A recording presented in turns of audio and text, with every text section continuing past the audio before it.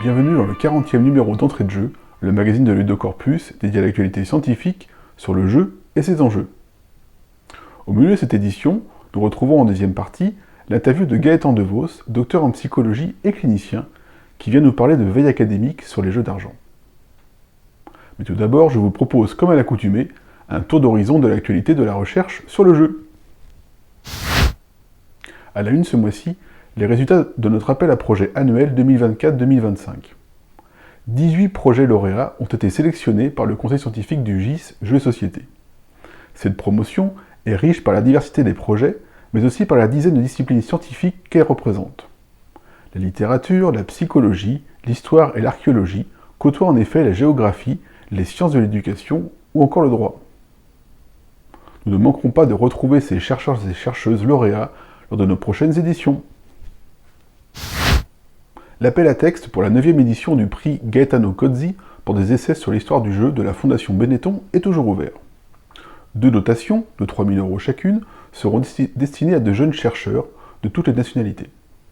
Le prix sera décerné par le jury, composé des membres du comité scientifique de la revue Ludica. Les textes doivent être envoyés au plus tard le 15 mars 2025. Prévenir et traiter le jeu excessif dans un monde digitalisé, c'est le titre du 5e symposium international multidisciplinaire organisé à Montreux en Suisse par l'Université de Lausanne du 18 au 20 juin 2025.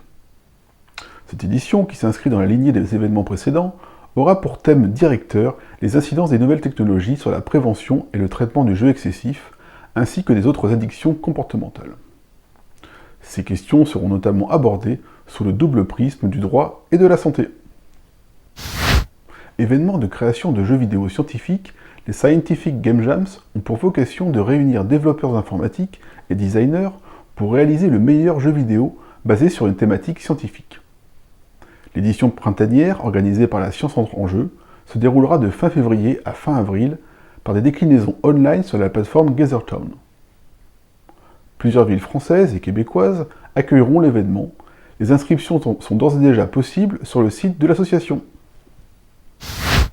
L'Institut fédératif des addictions comportementales du CHU de Nantes propose des formations pour les professionnels et futurs professionnels du domaine de l'addictologie. Objectif de ces cours, les aider à prévenir, diagnostiquer et prendre en charge les pathologies se rapportant aux addictions comportementales. Thématique centrale de ces formations, le jeu d'argent pathologique, l'addiction aux jeux vidéo, les cyberdépendances, les addictions au sexe et les troubles du comportement alimentaire. Au cœur de ce programme de formation, 2 modules dédiés aux jeux excessifs et aux jeux pathologiques sont annoncés. Les cours de premier niveau se dérouleront du 24 au 26 septembre 2025 et ceux du second niveau se poursuivront quant à eux les 12 et 13 février 2026. Les cartes à jouer et les jeux vidéo peuvent-ils devenir des dispositifs d'écriture? C'est la question à laquelle ont souhaité répondre les chercheurs du laboratoire Marge de l'université Lyon 3.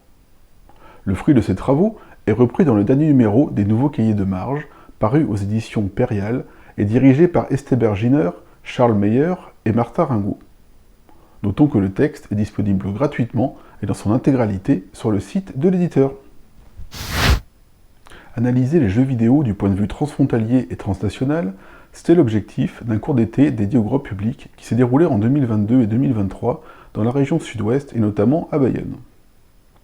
L'événement, qui a été soutenu par le groupement d'intérêt scientifique Jeux et Société et par l'IUT de l'Université Bordeaux-Montaigne, a fait l'objet d'une publication dans l'ouvrage Environnement transfrontalier, changement climatique, contexte éducatif et nouveaux défis numériques qui vient de paraître. En effet, la 3e partie de l'ouvrage collectif, qui est dédiée aux travaux sur le jeu vidéo, permet notamment d'y retrouver des articles de Yannick Hernandez ou encore de Vincent Berry. Enfin, c'est le volet franco-polonais de l'enquête Énigme qui vient d'être publiée dans la revue Addictive Behavior numéro 163. La publication, réalisée par Bernadetta Lelonek-Kuleta, Rafał Bartuks pour la Pologne et Jean-Michel Kost, Marilyn Tovar pour la France, s'intitule « Impact des gains marquants, facteur prédictif du jeu problématique dans les échantillons nationaux français et polonais ». Elle montre notamment qu'il existe des différences dans les facteurs de risque de jeu problématique entre les joueurs français et polonais, que l'expérience subjective de l'importance de gagner au jeu est significativement liée aux habitudes de jeu et au comportement, mais également que l'expérience d'un gain marquant contribue au jeu problématique plus que d'autres facteurs. À suivre, ne manquez pas l'interview de Gaëtan Devos de l'Université catholique de Louvain qui est venu nous présenter ce mois-ci son travail sur une veille académique dédiée aux jeux d'argent et de hasard. Cliquez dans la zone dédiée ou sur le lien en description pour y accéder.